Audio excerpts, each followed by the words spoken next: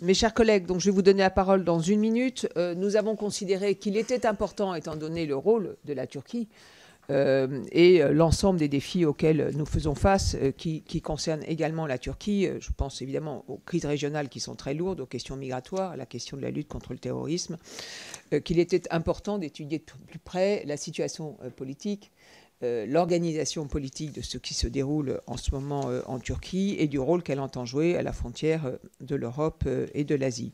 Donc, vous vous êtes donné 2 objectifs précis dans votre mission: faire le point sur l'accueil des 4 millions de réfugiés qui sont installés en Turquie et analyser l'évolution de la politique intérieure depuis le coup d'État manqué de juillet 2016. Votre appréciation sur la situation intérieure de ce pays, et notamment le respect des libertés publiques, sera d'autant plus intéressante à entendre que nous avons appris dimanche dernier la condamnation à 10 ans de prison du magistrat et défenseur des droits de l'homme Murat Archam, lauréat 2017 du prix Václav Havel de l'Assemblée parlementaire du Conseil de l'Europe, accusé d'appartenance à une organisation terroriste. Réfugiés et politique intérieure constituent donc des enjeux dans la relation de la Turquie avec l'Union européenne, sur lesquels vous allez revenir. Vous vous êtes rendu à Ankara, donc dans la capitale, pour échanger avec les autorités, mais également à Gaziantep, à proximité de la frontière syrienne, pour y visiter le camp de réfugiés qui est en place depuis longtemps. Je l'avais vu dès la première année de la crise syrienne. Vous êtes aussi allé à Istanbul, vous avez rencontré nombre d'intellectuels et de journalistes, et ces déplacements vous ont permis d'avoir un point de vue large sur la situation. Je rajoute quelque chose qui est intervenu depuis votre visite, c'est l'annonce du désengagement américain, qui fait peser sur les Kurdes du nord-est de la Syrie, évidemment, de très graves menaces. Il y a eu l'échange d'un tweet de Donald Trump menaçant de détruire l'économie turque si les Turcs montaient des opérations contre les Kurdes. Nous savons que la situation est extrêmement sensible. J'étais moi-même en Irak la semaine dernière, où cette situation crée aussi une situation de déstabilisation potentielle pour le Kurdistan irakien. Donc nous sommes dans un moment où la France se doit d'être particulièrement vigilante sur ce qui se passe dans cette partie de la Syrie et sur la position turque vis-à-vis en particulier des Kurdes qui sont dans le nord-est syrien. Voilà. Donc je suis très heureuse de vous donner la parole. Je ne sais pas lequel des deux commence. Christian Hutin, alors. Merci beaucoup, Madame la Présidente. D'abord, 3 petits points préliminaires. D'abord, vous remercier, Madame la Présidente, parce que si cette mission a pu exister quelques jours avant Noël, c'est parce que vous avez réussi à augmenter d'une manière extrêmement significative les moyens de cette commission pour les missions.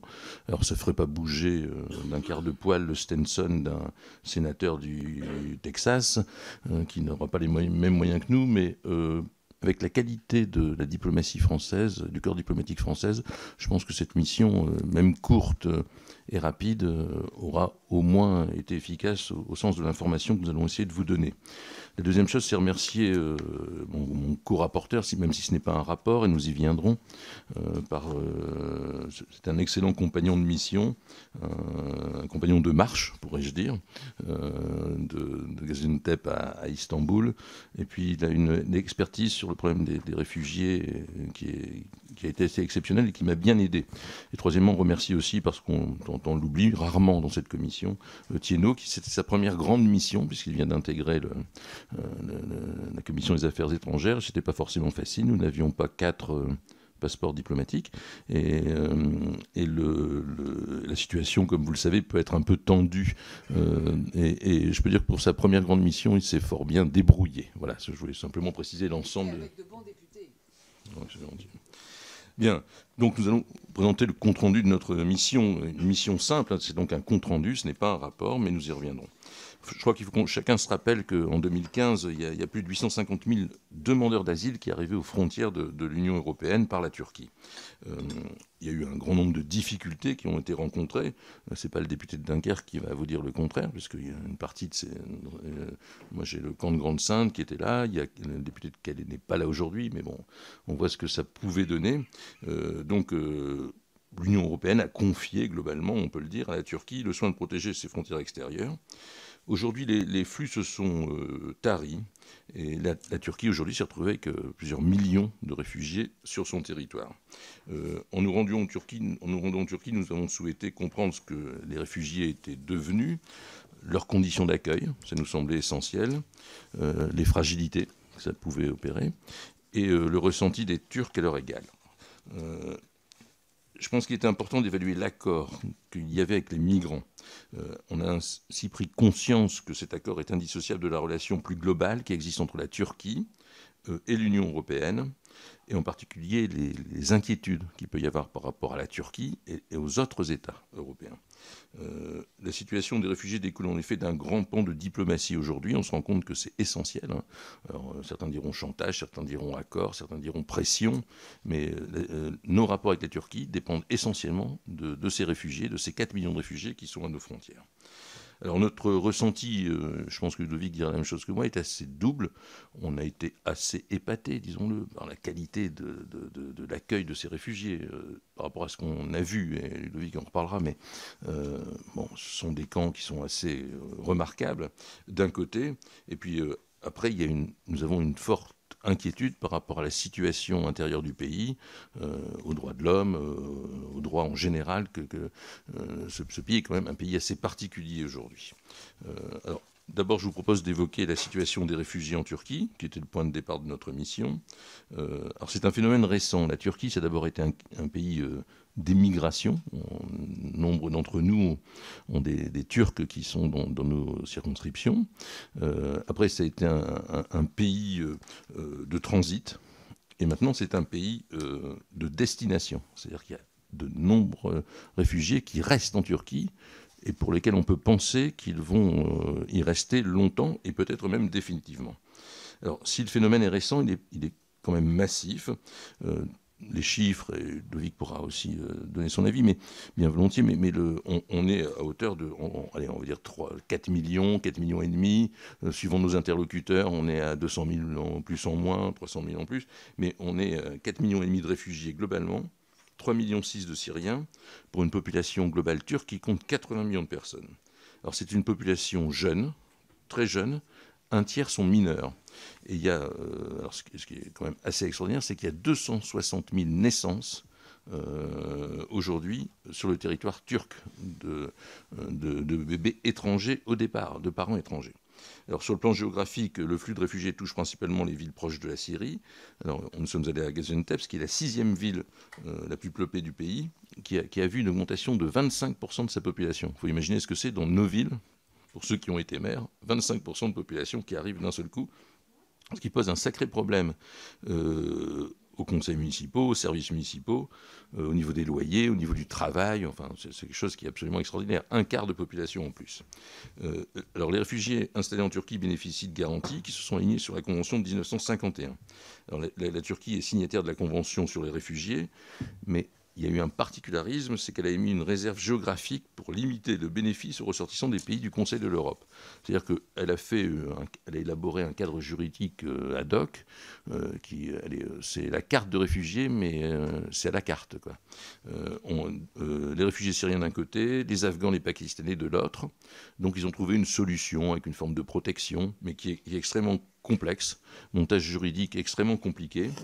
Mais ce qu'ils veulent essentiellement, eux, c'est ce qu'on a ressenti, c'est garder le contrôle par rapport aux pays voisins dont l'instabilité pourrait engendrer un nouvel afflux de réfugiés. Alors, au début de la crise syrienne, les autorités turques anticipaient une résolution rapide du conflit, ils pensaient que ça allait être très vite et que les réfugiés allaient repartir. 8 ans après, les conditions sont complètement différentes, puisque le retour en Syrie, chacun le sait, est quasiment impossible pour aucun d'entre eux. Les combats continuent, enfin, et surtout à la frontière, c'est encore le dernier endroit où il y a le plus de combats. Alors, une majorité de réfugiés syriens dit aujourd'hui, on en a interrogé un certain nombre avec Ludovic, vouloir rentrer au pays un jour. Nous, on s'attend à ce qu'une grande partie d'entre eux y restent, y compris lorsque la guerre aura cessé. Dans l'attente, les réfugiés reconstruisent leur vie, pour une grande majorité dans les villes, en trouvant un petit boulot, en étant hébergés chez de la famille, des amis. Pour le moment, il y a une partie de cette population qui devient presque plus turque que syrienne. Voilà, c'est pour mon introduction. Merci. Merci beaucoup. Alors, vous enchaînez, monsieur le député. J'enchaîne, Madame la Présidente. Merci. Merci, Christian, pour ce que tu as dit. Je vais enchaîner tout de suite. Il s'agit d'un des principaux enseignements de notre mission. La Turquie est un modèle pour l'intégration des réfugiés, alors que nombre d'eux ont vocation à rester en Turquie. Les Turcs ont compris l'importance de lutter contre la misère, qui est le terreau de la violence et de la radicalisation. Un peu moins de 5% des réfugiés, parmi les plus vulnérables, vit encore dans des camps, tandis que la grande majorité vit aux côtés de la population turque. Les organisations humanitaires rencontrées sur place sont unanimes. Les camps de réfugiés turcs offrent des standards parmi les plus élevés du monde. De quoi laisser songeur par rapport à l'état de nos propres camps, que nous subissons plus que nous organisons. Nous avons eu la chance de visiter un de ces camps, le camp Nizip 2, à proximité de Gaziantep. Le choix de visiter ce camp plutôt qu'un autre nous a été imposé par les autorités turques, et tous ne sont peut-être pas aussi exceptionnels que celui-ci. Près de 3700 réfugiés, dont 1500 enfants en âge d'être scolarisés, résident à Nizip 2. Les familles sont hébergées dans des préfabriqués de 21 mètres carrés, équipés de mobilier, du lit à la cuisinière, permettant de vivre dignement. Et d'ailleurs, Christian le disait, on a passé du temps avec une famille dans un des préfabriqués. Chaque préfabriqué est complètement personnalisé, personnalisable, et chacun fait un peu ce qu'il veut à l'intérieur. Donc, pour créer une sensation d'être chez soi. Le camp dispose de 2 marchés, d'un hôpital de terrain, d'écoles, de personnel de sécurité, d'une laverie, d'une bibliothèque, d'aires de jeu, d'une salle de réunion, d'une mosquée, autant de services publics et de lieux de sociabilité qui favorisent la vie en société. La démocratie n'y est pas absente, puisqu'un représentant est élu dans chaque quartier pour être associé à la direction du camp. Un couple syrien a exprimé devant nous sa reconnaissance vis-à-vis des personnels turcs qui s'occupent de cet endroit.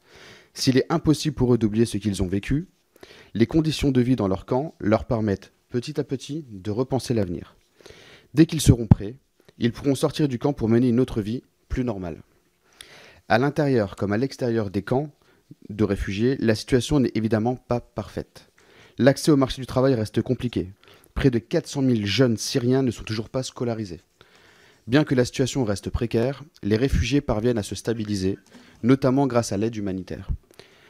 Malgré ces difficultés, nous avons été frappés d'apprendre qu'en Turquie, tous les partis politiques tiennent un discours positif à l'égard des réfugiés.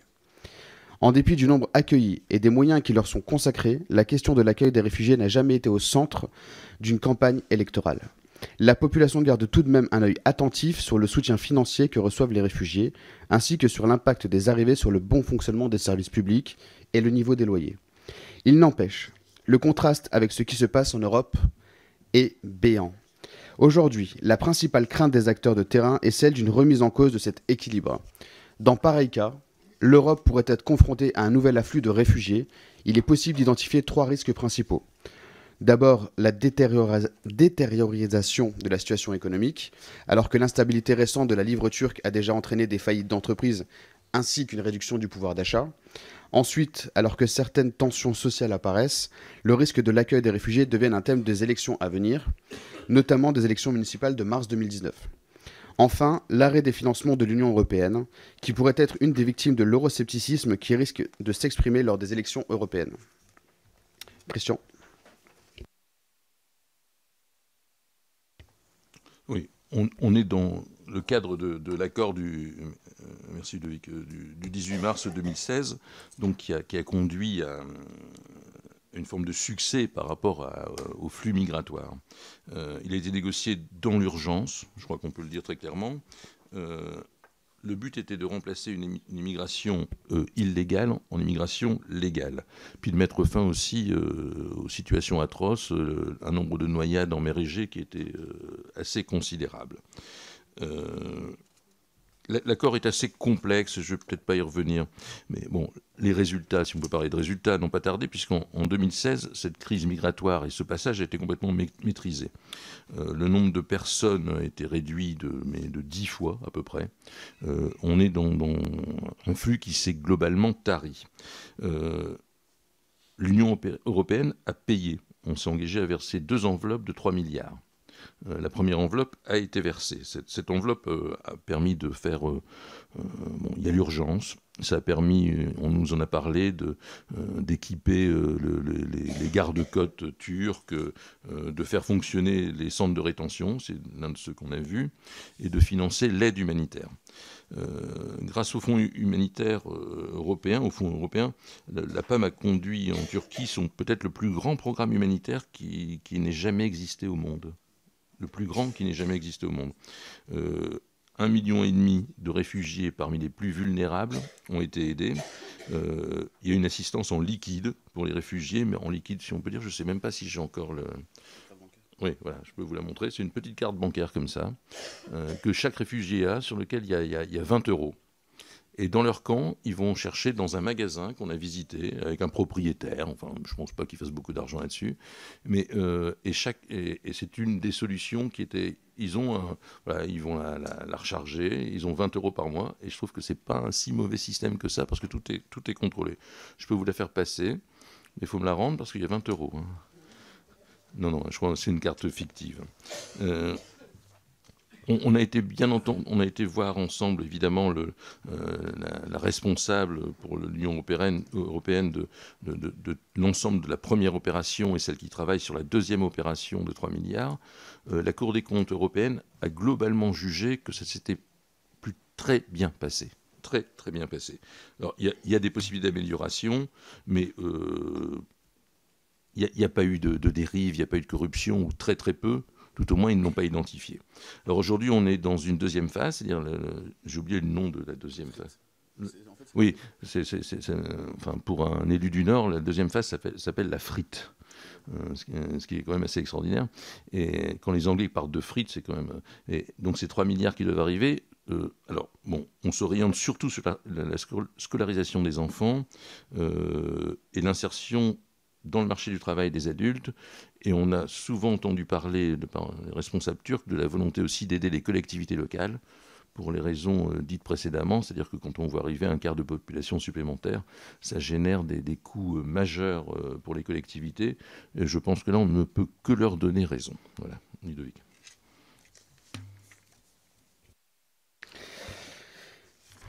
Au dire de l'ambassadeur de France en Turquie, l'accord de mars 2016 qui incarne une forme de diplomatie transactionnelle est la coopération qui fonctionne le mieux avec la Turquie.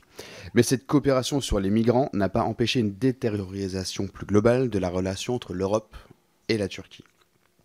Si la Turquie adresse de nombreux reproches à l'Europe, des reproches qu'ils font entendre, qu'ils nous rappellent assez souvent, la dégradation de la relation entre l'Union européenne et la Turquie est surtout liée à l'évolution préoccupante de la situation intérieure dans ce pays.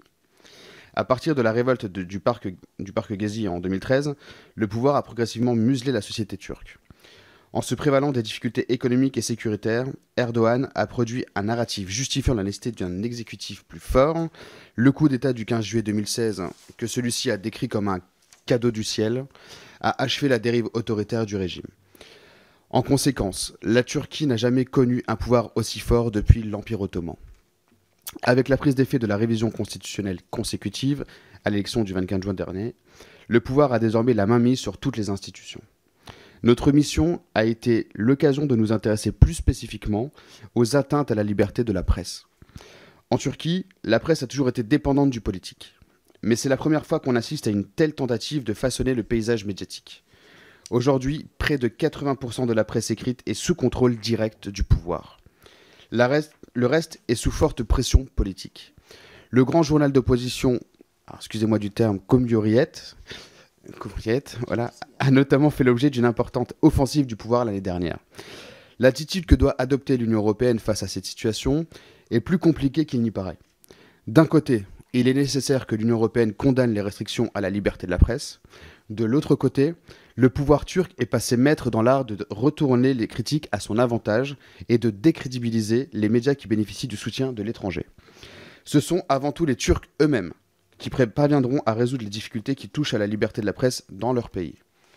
Le dernier jour de notre mission, nous avons rencontré les journalistes d'un média turc déterminé à faire vivre la liberté d'expression en Turquie. Ce média, qui s'appelle T24, réunit pour partie des journalistes qui ont été démis ou ont dû quitter leurs précédentes fonctions en raison de leur ligne éditoriale. L'ambition de T24 n'est pas de faire de la propagande, ni pour ni contre le gouvernement, mais de recréer un centre pluraliste.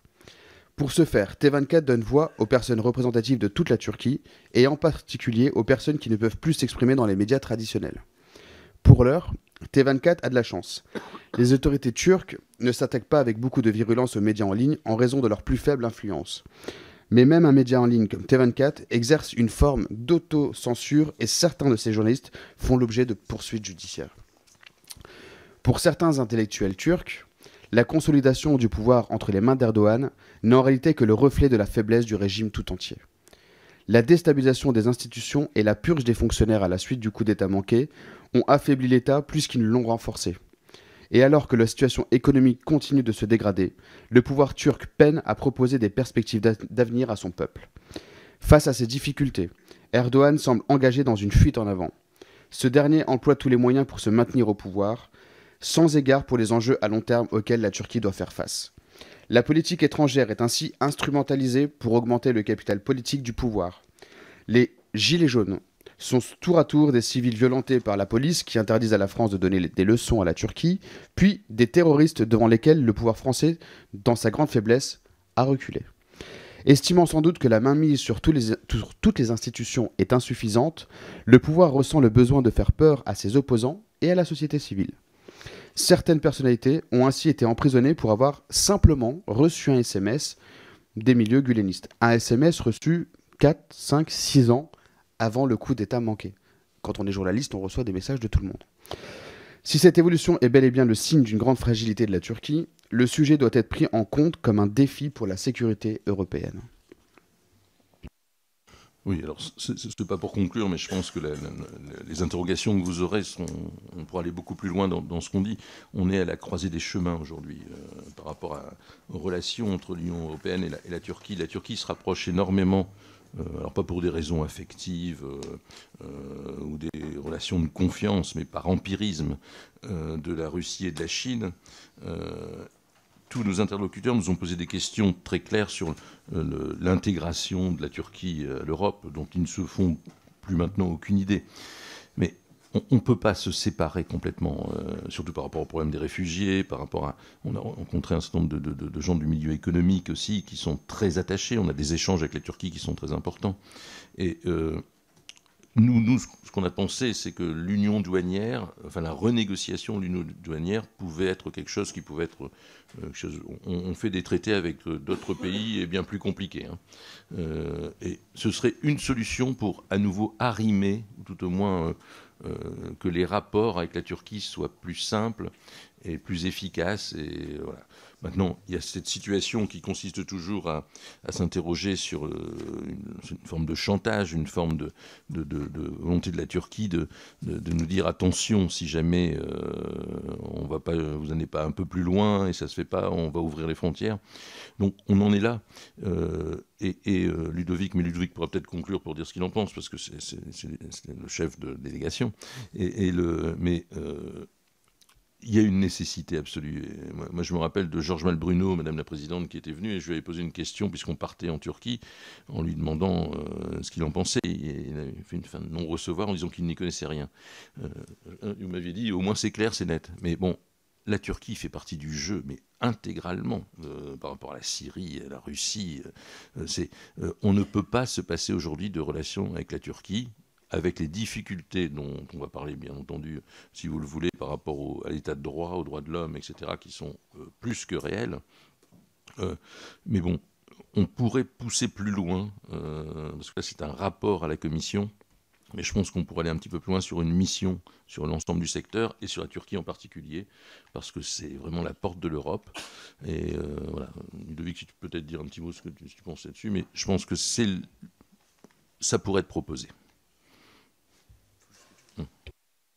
Je vais en profiter aussi pour conclure. Je rappelle juste sur ce que je disais tout à l'heure que ce qu'on appelle les Gülenistes, donc ceux qui sont rattachés à la fraternité de Fethullah Gülen, ce sont des personnes qui détenaient presque tous les pouvoirs en Turquie.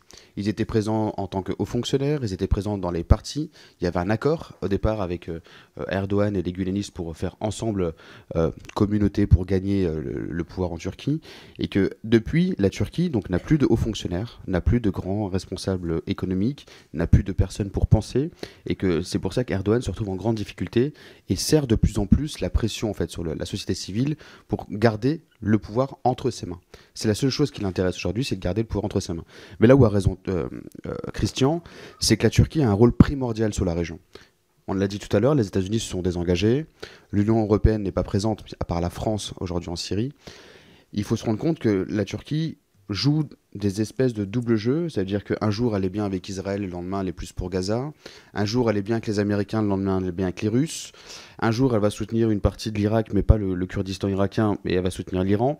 C'est très particulier parce qu'Erdogan fonctionne au jour le jour. Mais en même temps aujourd'hui il nous permet de maintenir une certaine cohésion sur le territoire du Moyen-Orient. Ce qui est complexe malgré tout, c'est qu'il a quand même des relations un peu partout et que la Turquie reste quand même la 19e puissance mondiale. Elle fait partie du G20. Il est autour de la table quand il y a besoin de discuter. Ils sont dans l'OTAN. Ils ont une force militaire qui est de plus en plus présente, étant donné qu'ils forment de plus en plus de militaires, et c'est obligatoire d'ailleurs en Turquie. Et la question qu'on se pose, et là ça a été ouvert à l'heure par le président Mélenchon, c'est le rapport en fait que nous avons, nous, Européens, par rapport au PKK ou alors au PYD sur la partie syrienne, où eux nous disent textuellement, c'est simple, pour nous ce sont des terroristes, pour vous peut-être pas. Pour nous, ça l'est. Chaque jour, on a un fils, un mari, un frère, parce qu'ils sont militaires ou policiers, qui se font tuer dans les montagnes de l'Est. Et ils ne changeront jamais d'avis sur cette partie-là. Donc, on a un regard de confrontation entre Européens et Turcs de notre côté, pour savoir, voilà, parce qu'on les a reconnus aussi comme terroristes, sauf qu'on a armé le PYD, on les a accompagnés pour défendre une partie de la bande syrienne. Et aujourd'hui, ils nous le reprochent. Donc, ils se servent aussi de toutes ces choses-là pour dire, on a besoin de négocier avec vous, mais attention, parce que vous nous mettez des coups dans le dos. Donc, on doit avancer avec eux. Et je pense qu'on devrait aller plus loin, parce qu'aujourd'hui, l'avenir de la Turquie est totalement incertain, ce qui va permettre de voir où elle va un peu, c'est les élections de mars 2019, où on pense que dans l'Est, Erdogan restera puissant. Par contre, dans l'Ouest, dans les grandes villes, comme Istanbul, ça va être très compliqué pour lui. Et si Istanbul demain bascule, on pense que le pays peut basculer tout entier. Sauf qu'on n'est pas certain qu'Erdogan et le parti de l'AKP soient en capacité de lâcher en fait, le pouvoir demain. Donc il y a un véritable besoin de suivi, parce que la Turquie est du moins le trait d'union entre l'Union européenne et le Moyen-Orient, et surtout que la Turquie est beaucoup plus occidentalisée qu'on ne le pense. Pour revenir juste sur la partie syrienne, il a été très compliqué pour eux de s'intégrer. Le Syrien ne parle pas le turc, et le turc ne parle pas l'arabe. Il faut juste le prendre en compte, c'est-à-dire que quand on a 3 millions de Syriens sur le territoire, il y a aussi tout un travail qui a été fait pour leur apprendre la langue turque, qui est quand même assez compliqué pour quelqu'un qui parle que l'arabe. Merci. Et je remercie donc Christian pour ce moment, et Tino Sibéras, madame, qui est important pour nous de le remercier, parce qu'il a fait un travail formidable. Merci beaucoup, chers collègues. Merci beaucoup à vous deux. Et je crois que, en tous les cas, on peut tout à fait imaginer que tout ceci puisse se transformer dans une mission d'information. Je suis absolument d'accord pour qu'on regarde ça et dans notre prochain calendrier de travail ou la prochaine feuille de route de la Commission. Je trouve que ce serait tout à fait opportun. Alors, on va ouvrir